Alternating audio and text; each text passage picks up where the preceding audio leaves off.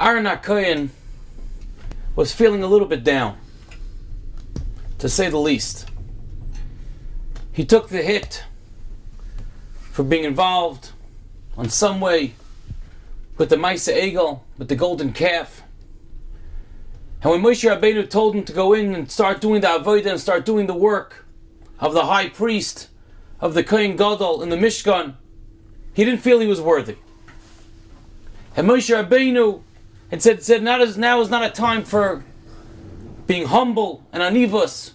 You have to go in there with a gaiva to kedusha, with a certain pride and understanding of what you're doing. And if Shlomo Volba asks, what's wrong with being humble? What's wrong with being an anav? That perhaps feeling inadequate to go into the Mishkan and to do the avodah as the high priest.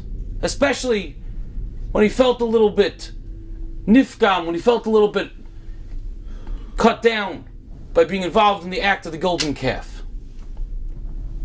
Nadav Avihu went into the Kodesh HaKadoshim and they were killed by a fire that went down and killed them. And it says they were punished, different pshatim, different reasons given. But they said, when are Moshe and Aaron going to die and we're going to be the leaders instead of them?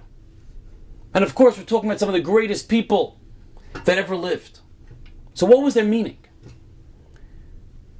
According to one, they were saying Moshe Rabbeinu was the manik. He was the leader of the generation. But his children were not necessarily up to par for being raised by the leader of the generation. Aaron HaKohen had wonderful children. Gedolim, great, tremendous people. But Aaron HaKohen himself wasn't the manik, he wasn't the leader. His brother Moshe was. He says, so what we're going to do is we're going to be nanik tachteim. We're going to be the leaders and we're not going to have the stresses of family life. We're not going to be having children. We're not going to get married. And we'll just be leaders there solely for the Jewish people.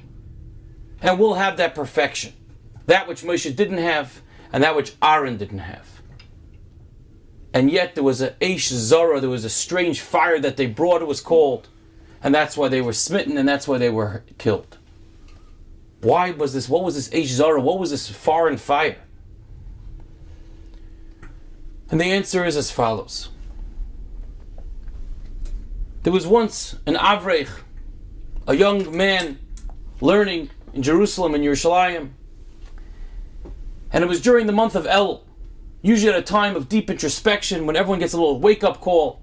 And we start perfecting ourselves and studying better, learning better, praying better. And at that month, his wife was on bed rest in the hospital.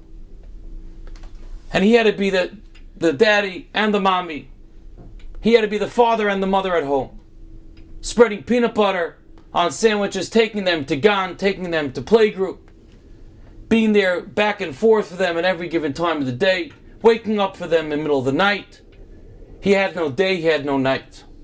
There was definitely no way he was able to learn properly. He was falling asleep every time he opened up a Gemara. He couldn't go to Minyan. He did not have the Elul that he desired, that he thought he was going to have, to say the least. But he felt he had to do what he had to do. So before Rosh Hashanah, he came to Reb Shlomo Zalman Auerbach. And Reb Shlomo Zalman Auerbach, and he poured out his heart to me. He said, I thought I'd have an Elul. Rebbe, what am I going to do? I had such a horrible Elul. I didn't learn properly. I didn't daven properly.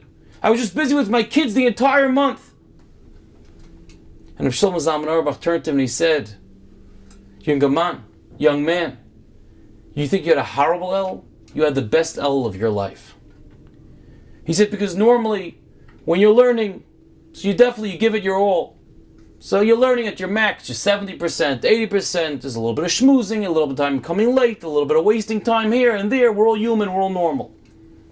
But over here, this Elul, you gave it your all. You did exactly what Hashem wanted you to do. How could you come into a Rosh Hashanah with a better schus than telling Hashem, this is what you gave me, this is what I performed. I did what you wanted me to do the entire past month. I was the father and mother for these children that they needed because you put my wife on bed rest in the hospital. What greater merit did we have going into the day of judgment than that? And so too, That was the taina on Nadav Avihu. If Hashem says for you to get married, and Hashem says for you to lead a certain life, don't be an Ibra Chacham. Don't be someone who thinks is smarter than God and you're going to start doing things your way. Hashem wants you to live life the way He set forth, the way He commanded you to. And therefore, if He said to get married, don't think you can be greater than Moshe and Aaron. That's why it was a foreign fire. It becomes like an avodah zarah because it's not listening, it's not heeding the word of Hashem. And so too, Reb Shlomo Wolbe says that was the complaint on Aaron HaKohen. Of course, you're supposed to be humble.